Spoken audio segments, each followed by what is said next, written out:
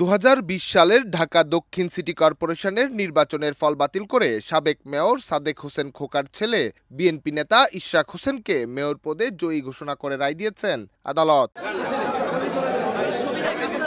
27 March ঢাকার প্রথম যুগ্ম জেলা জজ ও নির্বাচনী ট্রাইব্যুনালের বিচারক মোহাম্মদ নুরুল ইসলাম এই রায় দেন। রায় ঘোষণার সময় আদালতে উপস্থিত ছিলেন ইশরাক হোসেন।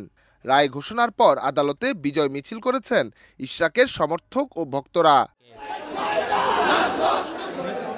2020 সালের 1 ফেব্রুয়ারি ঢাকা উত্তর ও দক্ষিণ সিটি কর্পোরেশনের ভোটগ্রহণ অনুষ্ঠিত হয়েছিল। নির্বাচনের 2 সিটিতেই মেয়র পদে বিজয়ী হয়েছিলেন আওয়ামী লীগের 2 প্রার্থী।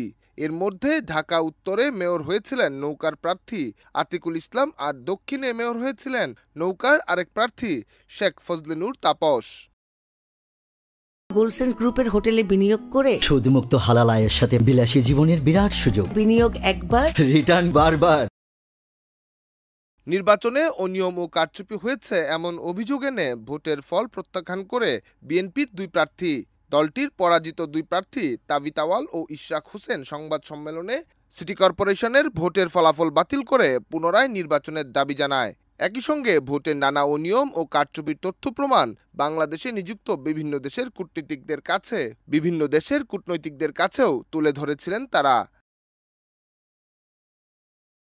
এছাড়া ঢাকা দক্ষিণ সিটি কর্পোরেশনের নির্বাচন ও ফলাফল বাতিল চেয়ে 2020 সালের 3 মার্চ মামলা করেছিলেন ইশরাক হোসেন।